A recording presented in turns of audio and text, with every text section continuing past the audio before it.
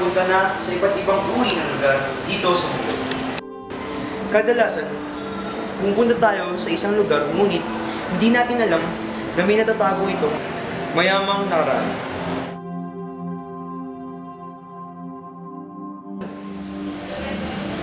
At hindi natin namamalayan na tayo mismo ay nagiging parte na ng nangyayaring pagbabago dito.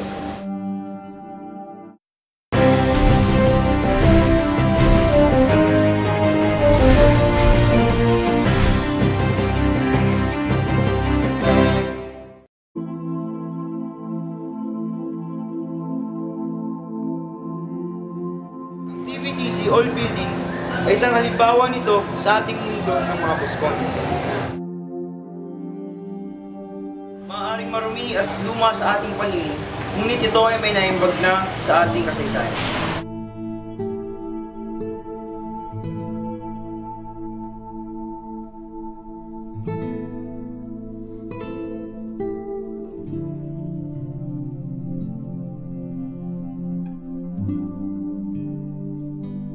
Kailan po ba naitayo ang old building? Doon sa harap, sa entrance ng old building, may logo doon ang dating congregation na nakatira dito at nakasulat doon itong building na itayo ng 1700. Bago pa man po ito natayo, ano po ba ang silbi o gamit nito sa ating kasaysayan? Maraming kongregasyon ang nakadaan dito na iba't ibang mga madre, kongregasyon ng mga madre. Pero ang pinakahuli na gumamit nitong old building ay ang San Carlos Seminary. Naniniwala po ba kayo na ginawa itong isa sa mga pinagtataguan ng mga katipunero? Sangayon sa mga nakukwento dito, the small chapel, na alam yung small chapel, no? Nakita niya yung small chapel. Doon na-discover ang Katipunan.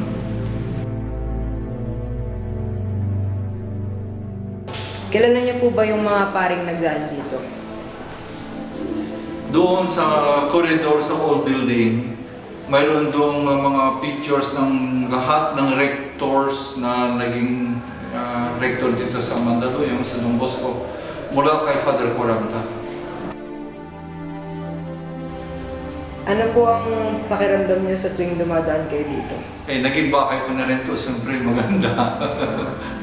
Pangatlong balik ko na dito sa Don Bosco. Una, punta ko dito, practical training, 1965. Then yung pangalawang assignment ko dito noong 1985, sa college ako na-assign. And then yung pangatlong balik ko noong 2002. May mga naranasan po ba kayong katatakutan sa old building? Maraming sinasabi na may nararamdaman sila dito. Ako wala akong experience na gano'n. No? Pero maraming nagsasabi na may nakikita sila, may nagpaparinig sa kanila, may gano'n. Pero ako wala naman. Siguro mga kaibigan ko na yun. Bilang huling tanong po, yes. Paano po ba nakatulong ang old building sa mga tao? Lalong-lalo na po sa mga Busconians. You are on a very historic plot or land. 400 years of history. No? The old building has 400 years of history. And that is, I think, a pride for us to be here.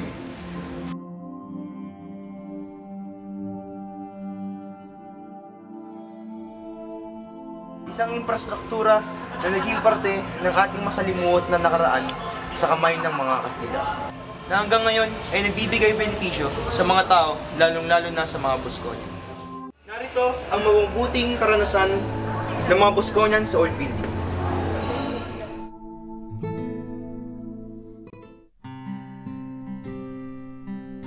Marami na ako naging experiences dyan. Since grade school pa lang naman, nandito na ako. Alam mo yung mga tipong, yung mga quarters na sobrang daming project, lalo na yung may mga filming, ganun. Pag nagka-cram na kami, napapaisip kami, tara old building. Kasi, alam, dun yung pinaka, para sa akin, yun yung pinaka magandang place na puntahan. Since yung structure nito parang classical, ganun. Hindi katulad ng mga structure ngayon na modern na. So, parang pag sa old building, marami kang magagawa. Besides sa mga shooting na ganun sa mga project, meron din dati dun yung billiards. Kaso ngayon tinanggal na. Tuwing recess or lunch, pag wala kami magawa, kasi nagkakayayaan mga kaibigan, tara billiards tayo. Ganun. So, yun. Tapos,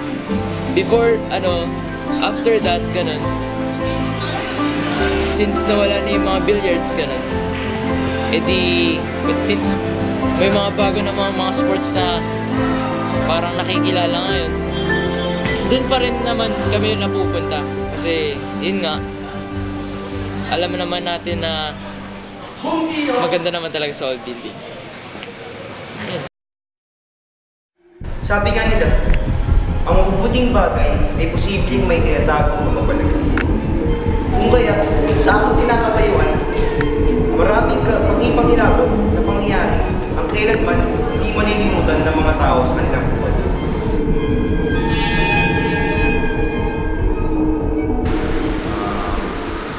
Marami na ako makita sa old building na lalo maparamdam, tsaka biglaan na lang magpakita, babae na umiiyak, sa may yung damit, tapos minsan matanda naman. Pero actually, siya, distansya pag nagpakita din ng malaki.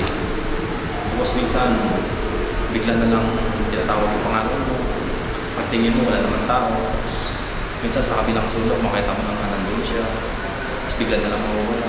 Ganun yung experience ko sa building.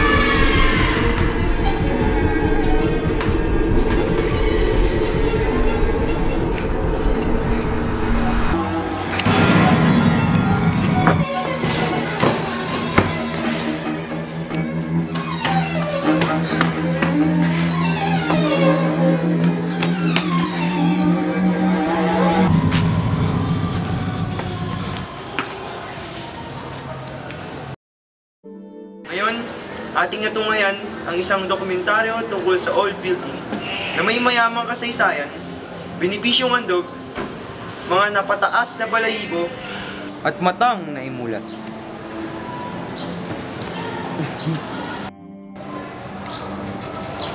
Mabuti man o hindi ang mga nangyari, ang old building ay dapat nating respetuhin at pagyamanin sapagkat ito ay manatiling matatag na minsay naging kanlungan ng mga Bosconian.